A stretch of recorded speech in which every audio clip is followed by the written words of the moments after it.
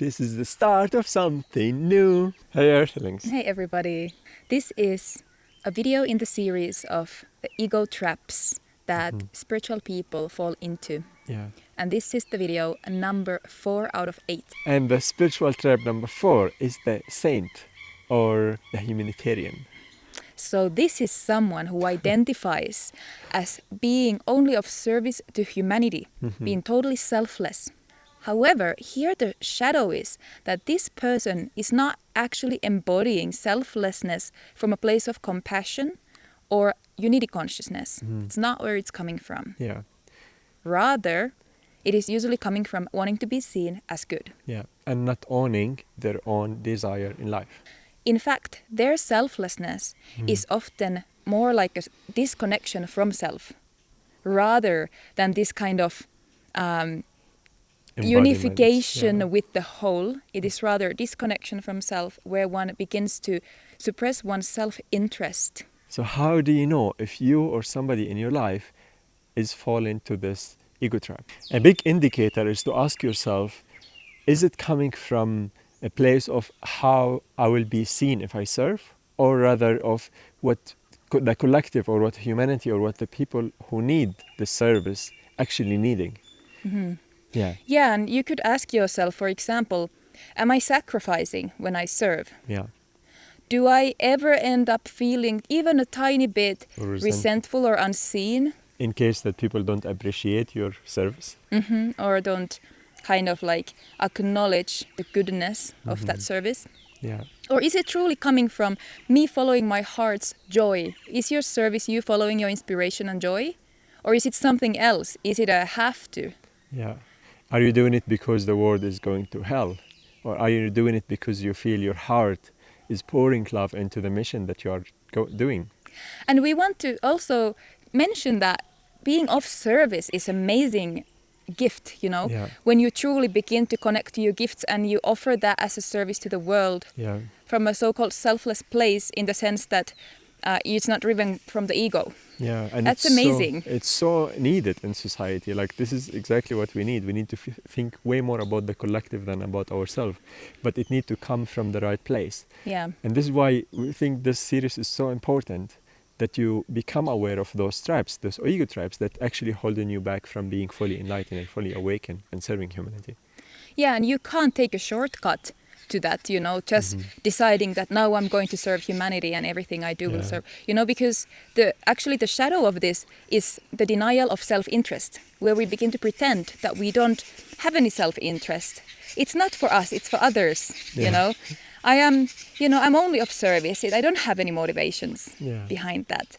And this is where we're not actually being authentic, and we end up repressing the self. In this case, usually people have difficulty honoring their own needs and having personal issue with boundaries. So for example, if I really desire to be, let's say, spending time with my partner, and then to preserve the self-image, I have to do voluntary work somewhere. Usually, if I'm falling in those traps, I would be following that impulse and going away and neglecting my own desires and needs. Yeah, so this person who falls into this trap tends to have difficulty asserting themselves, of choosing themselves as opposed to doing what might be expected of them, or as opposed to what is seen as good. Yeah. This person tends to have difficulties with money. Yeah, a lot. This person tends to suppress masculine qualities and overcompensating with feminine qualities. Yeah, like suppressing assertiveness and becoming fluent and accommodating. And it's very often that we see this kind of trap in yoga and spiritual guru community, where it's all based on how to serve humanity and how to awaken the collective, and in humanitarian missions, like when the Western people go to Africa or somewhere to help the locals. A lot of that is charged with ego. Yes, and of course this doesn't need to be only coming out in a yoga school setting, but it could also be in a friend circle, where you're always the one who is organizing everything for the group and washing the dishes afterwards, after you've met up, and, you know, kind of like taking on this role of serving the group non-stop to the point of exhaustion. Yeah, And the negative side of that afterwards, after doing this for some time, you would start to feel resentment towards your friends, your group, and even humanity. And it's very common nowadays in society when people are wearing the mask or injecting themselves, thinking that by doing that, they are serving society and helping humanity. While in many cases, it's actually coming from self-motive. For example, wanting to be seen good, wanting to be accepted by the larger society, and so on. And this is also very common among mothers who really want to be a good mother for their children, but end up sacrificing themselves with this false idea of what service is. And this might come up often in spiritual services. Yeah. Someone who is creating events or workshops or private sessions might be coming from a place of, I'm only of service. Yeah, and that happened to me at the beginning of my yoga journey when I was doing translation, when I was doing a lot of work and not really acknowledging myself. And it was coming also with love. Like, I can't neglect the part who's really enjoying this. But what I was denying and disowning in myself, that I did a lot of that work because I really needed community and I really needed connection and people around me. And if I would have owned that need, my love and my service would come from way more genuine place. Yeah, so there's nothing wrong with self-interest. In fact, when you really own your self-interest in what you're doing, your work becomes much more authentic, embodied, and you will start to enjoy it much more. Because if you really want to serve the whole, you also have to serve yourself because you are part of the whole. If you neglect yourself, you're neglecting that part of God. So it has to be both and.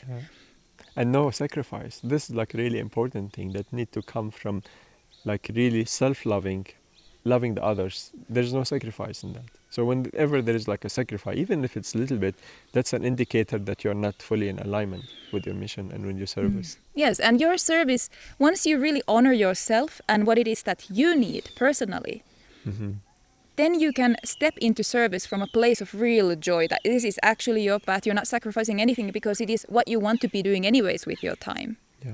The shadow service is usually things that we feel like make us be seen good, or is something that is expected, something that we feel we have to do. You know, all these things that don't actually nourish us. So it's not the best kind of service anyways in that case. We're not, you know, our divinity is not flowing into it. So actually we end up feeling drained. The person who is in false service will get drained. Yeah. And this is why there is really increasing high rate of burnout in all service area, volunteering area. It's really crazy. Just check it out yourself. Yeah.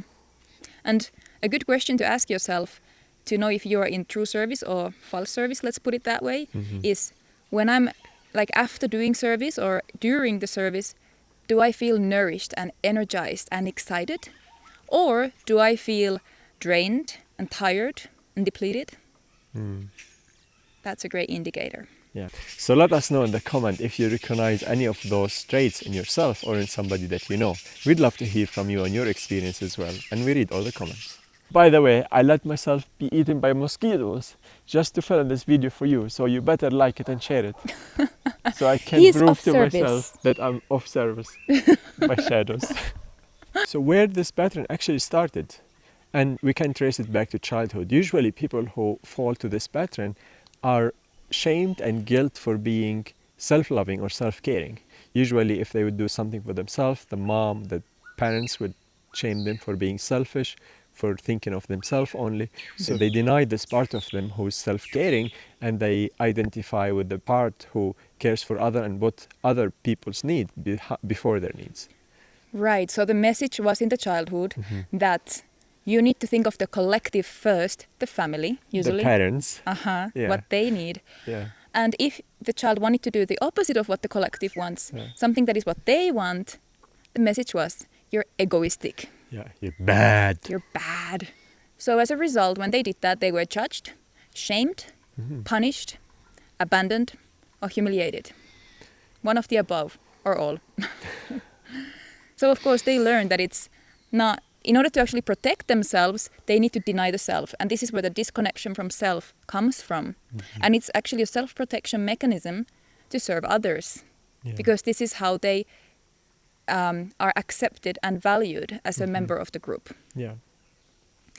And this is what, in order to get out of this trap, we need to really honestly own what our self-interest is when we do service. Yeah. And remember, there's nothing wrong with doing a service and having also a benefit from it. Yeah. You know, for example, someone who writes a book for the service of humanity, they also may receive money as compensation. Or fame. Fame. Maybe they have a sense of purpose. They receive appreciation. Beautiful. Yeah. They should receive those things for serving humanity. Yeah. Nothing wrong with that. Service does not equal sacrifice. Yeah. In fact, service should equal your purpose and joy and fulfillment. Yeah. And when all of them align, then you have the most joy and the most amazing life experience you can have. All right, thank you for being with us, and subscribe to our channel if you haven't done so yet, and click the notification button to not miss new The videos. next videos. And we don't have only those series, we have so many things about community, trauma healing, awakening, all the things that help you in your journey. You will find it on our channel. And if you haven't seen it yet, go and see the previous videos in this series. And there's 4 more to come. Yes, so Don't the miss them. notification. And love you guys. Bye bye.